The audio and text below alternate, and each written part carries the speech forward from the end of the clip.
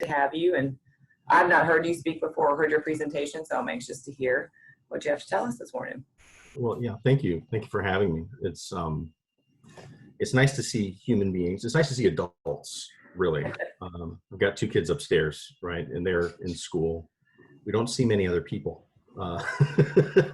So some human interaction is nice. Let me address this question first. There isn't a right or wrong answer.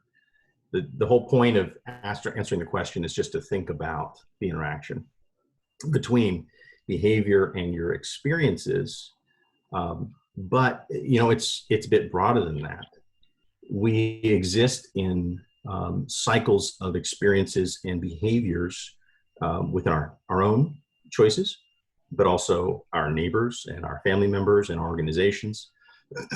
And when we start talking about millennials specifically, we're doing that in the context of organizational culture.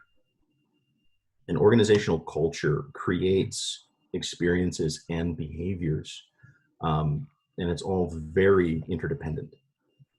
So think for a second, what has your life been like, or what do you think someone what has their life been like as a result of the way their boss has behaved, or the way their coworker has behaved, or an environmental event, like some kind of a financial crisis or a pandemic? How have all these things, they interact to create our experience? Let me get this screen share going. Oh, I can't. It is disabled. You need to be a host. Alexis will get you. Hang on. When we start to talk about generations specifically, generations tend to be largely defined by the things that they've experienced in their lives. And that's one of the things we look at from generation to generation to answer the question, why are people sort of having these experiences, or why do they think and feel the way that they do? Let's see, I guess screen sharing is not enabled yet. Wait, here it is. Here it is. All right. Let's share my deck here. I believe I set this up correctly. Okay. Can everyone see the main share, right? Good. All right.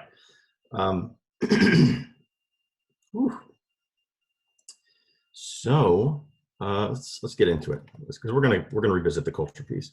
Jonathan Mills is my name.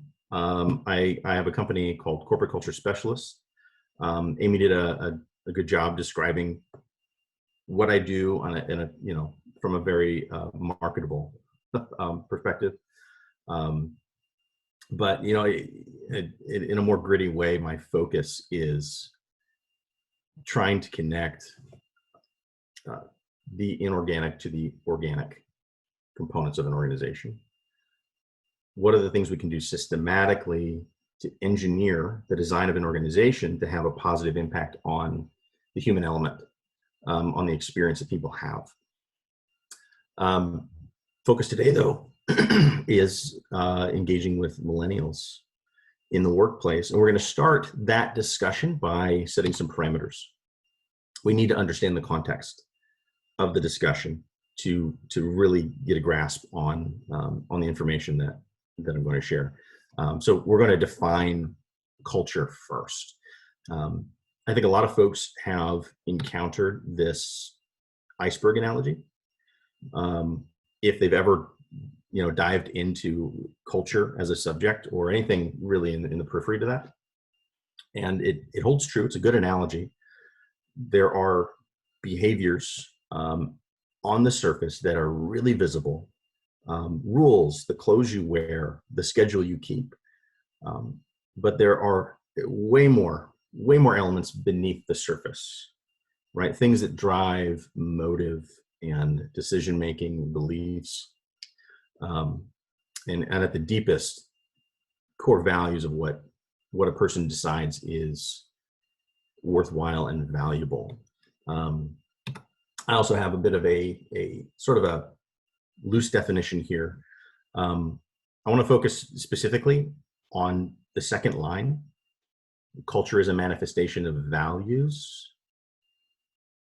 That is, I think, the truest thing that we can ever come back to if we're talking about organizational culture.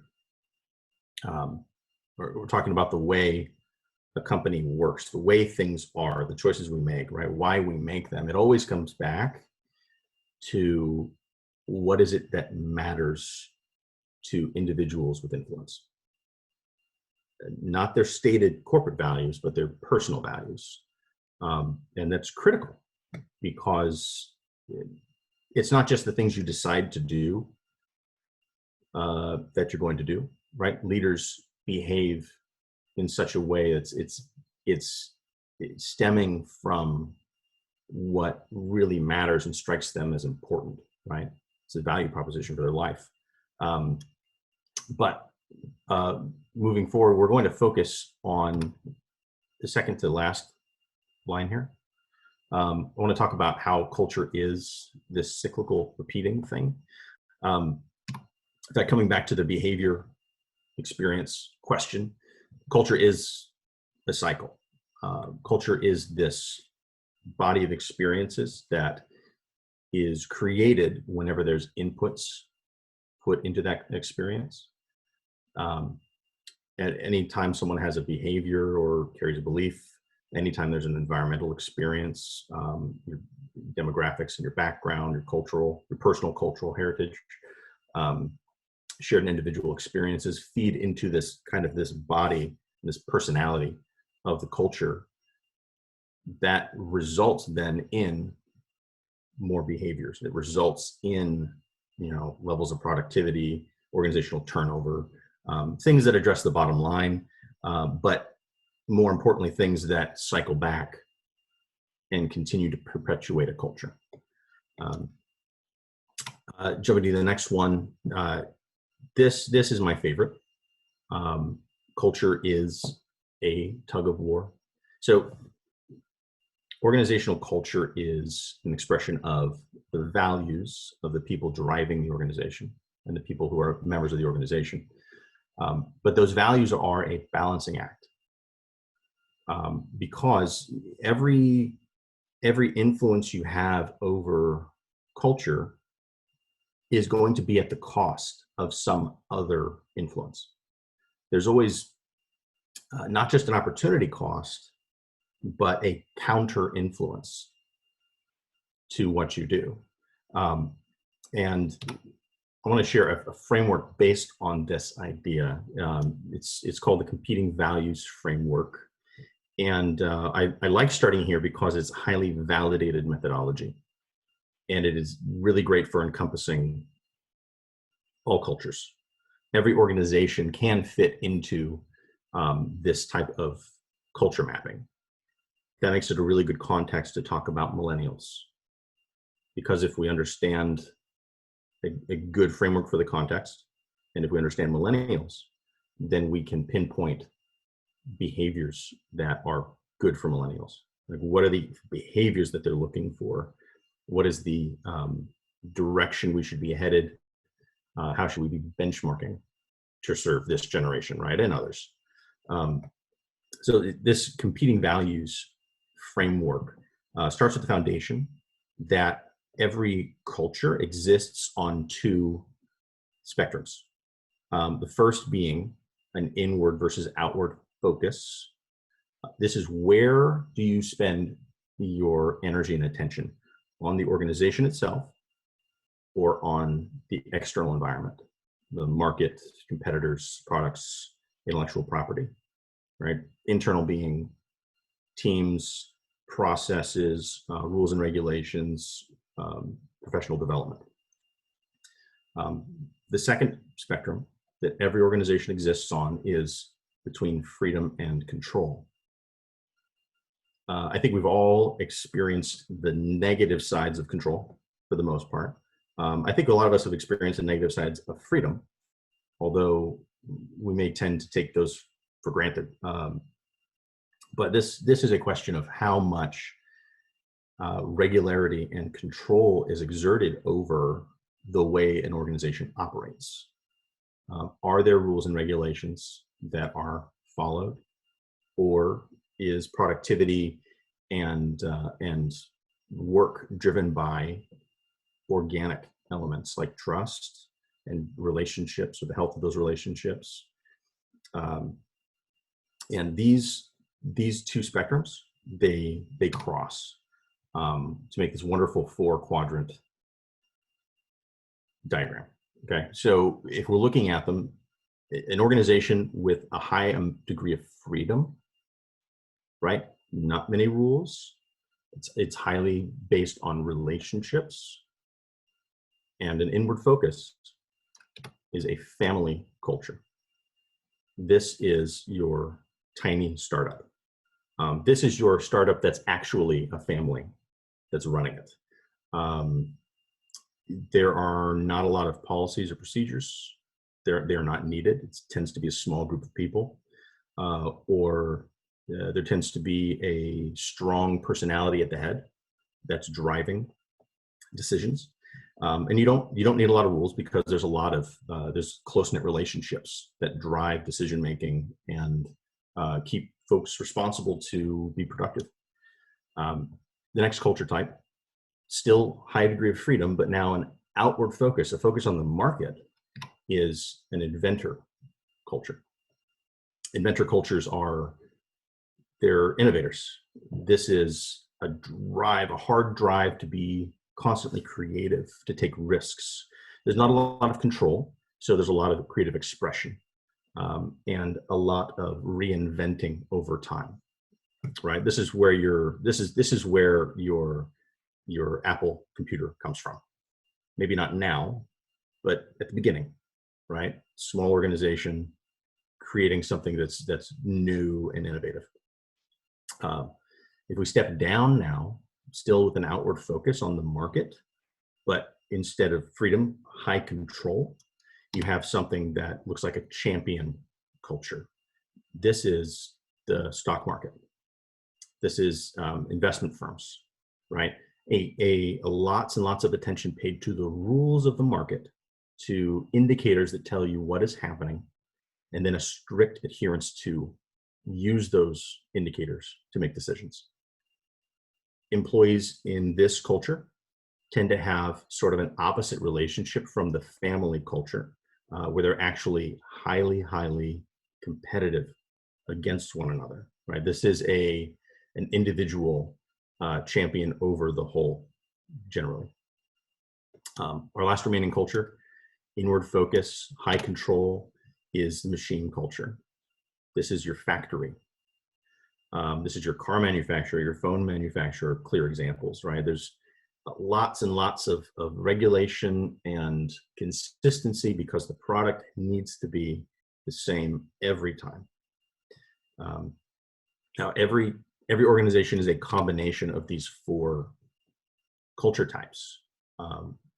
Essentially, every organization has some element of each of these. And the question we're going to be asking about millennials is, what culture or multiple cultures do they prefer, or are they asking for? I'll bring up later these 6 items. The behaviors that drive culture, that create culture, they come from, or they're measured against, these 6 behavioral elements. But let's get into the meat of the topic at hand. What do millennials want?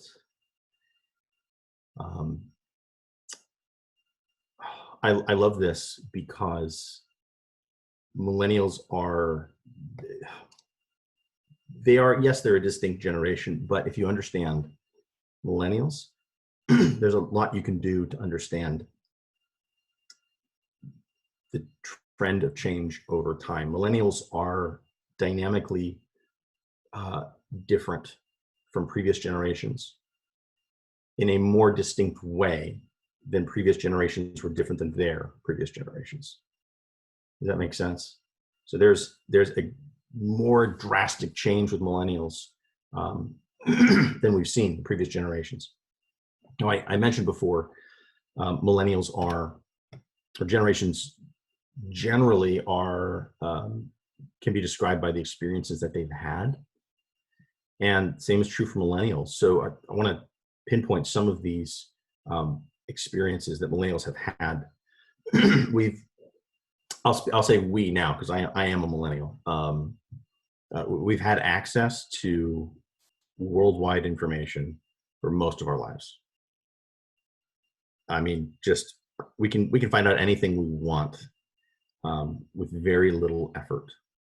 We take that for granted, but it gives us a global perspective on the world, right? We don't tend to focus locally as much because we have a very, very broad focus. That's also aided in the creation of our modular lifestyle. We can pick up new skills, new hobbies, new aspects of ourself very quickly. We're not ingrained in what we've been because we can become something new tomorrow if we want to, and we tend to do that. I think that's echoed in our turnover rate. This three-year median turnover for millennials. This is pre-COVID, so we have to measure this again. But millennials are rather quick to jump from one opportunity to the next. We don't feel a high degree of loyalty, or we don't feel like we're required, or that it's a moral imperative to be loyal to our workplace. Let me jump to the bottom row. We've seen a lot of misbehavior in government and institutions, both political and religious, and that leaves us with a sour taste for organizations, for institutions and authorities, right? So with the majority of millennials, there's sort of an automatic distrust for any organization that we think has been taken for granted as trustworthy. We have a neutral sense of loyalty for any organization that previously it was a moral imperative for us to give them our trust. But at the same time, we have a high degree of, or we have a high expectation that we're going to be given trust. We deserve trust, but you don't necessarily deserve trust is I think the general attitude. So we ask our employers to earn our trust, and we expect our employers to automatically trust us. Now, there's a new element in these experiences with the pandemic. So I think this will be worth revisiting a little later. Although I think some of these experiences will only be exaggerated by what the pandemic has been like.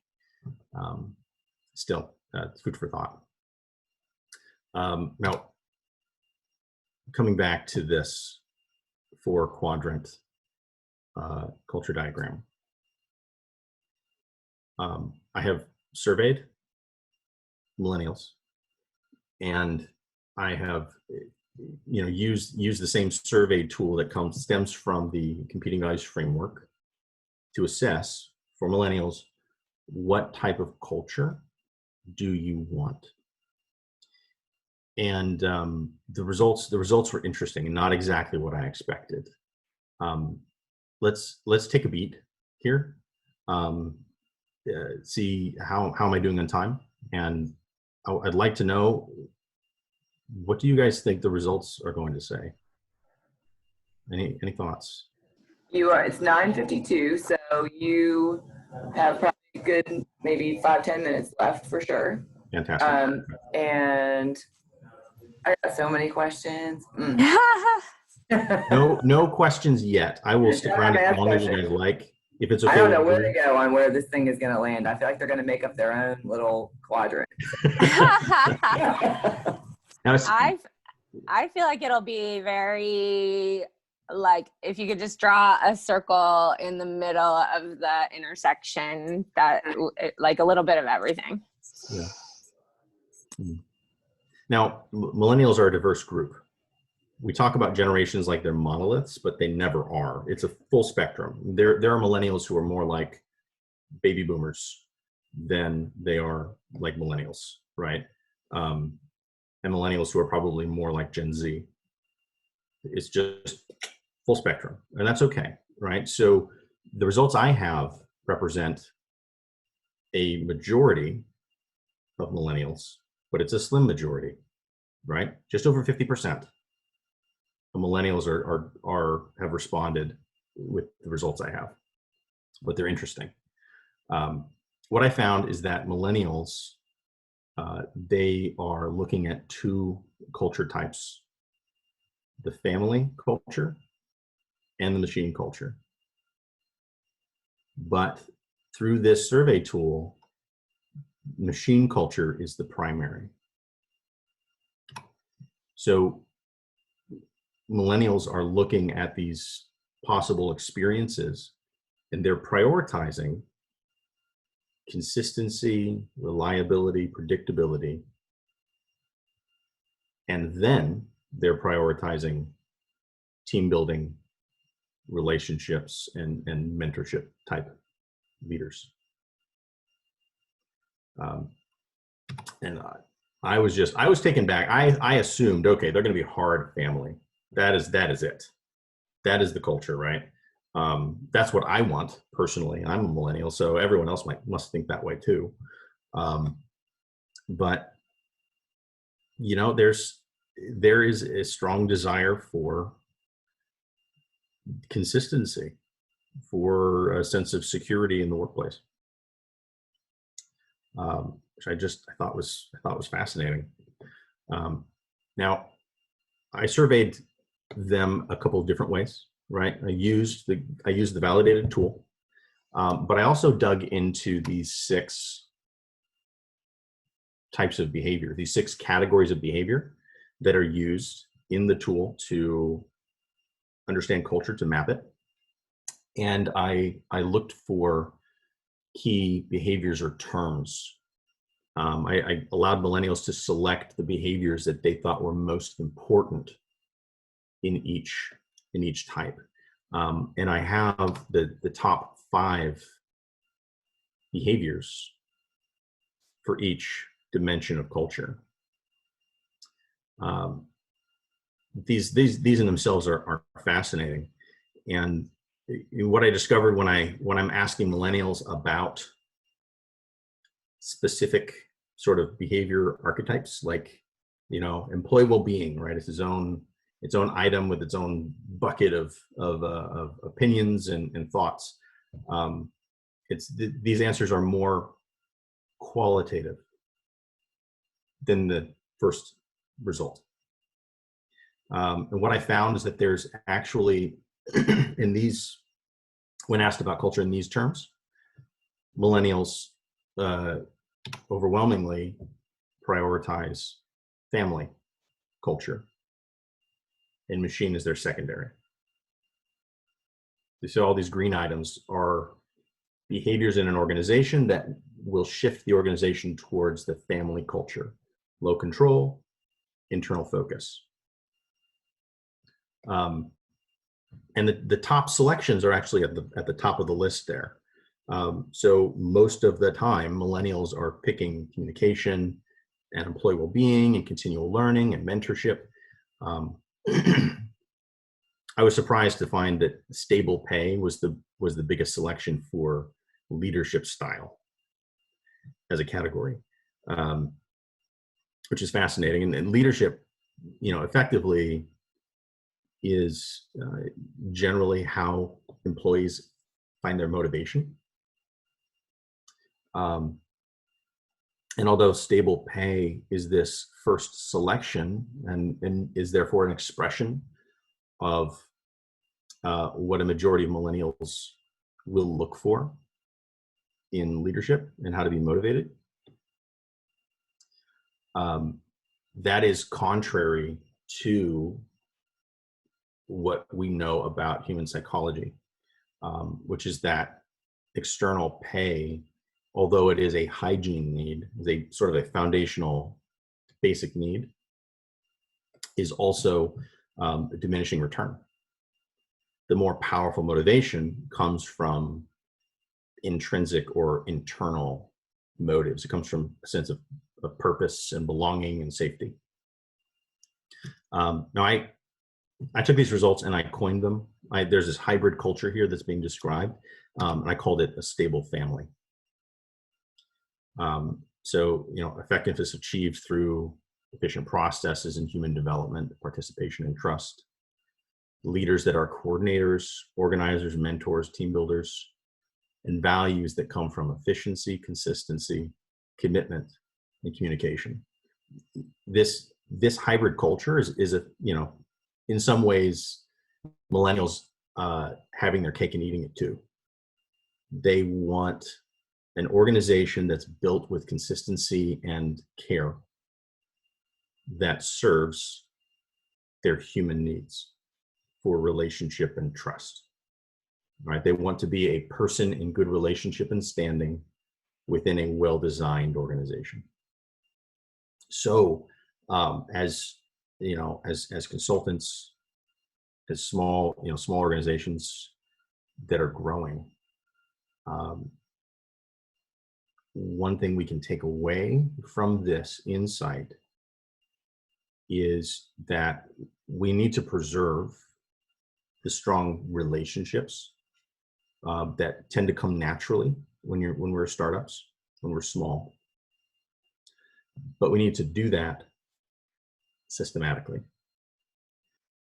Preserve relationships and build thoughtful systems, right? Think ahead to policies, procedures, rules that are not just savvy and not just best practice, but also serve your core values and serve human needs. If an organizational design piece, right? If a rule you're going to pick up, or dress code, or language, right? Jargon, if it doesn't serve human needs and only serves the business, then there's something missing, right? That's not going to create a culture that this generation is interested in. And they are more than 50% of the workforce now. It's a heavy requirement now, right? Any modern organization, any modern business that wants to be next gen, that wants to be, work 3.0, is going to find ways to design organizations that give an opportunity for human relationships to flourish. So I have some other content, but I think we're all out of time. Amy, if I'm happy to answer questions if you want to take time for that. Yeah, let's do that. Thank you. That was good. Absolutely. Let's get back to full screen. Yeah. I can't see.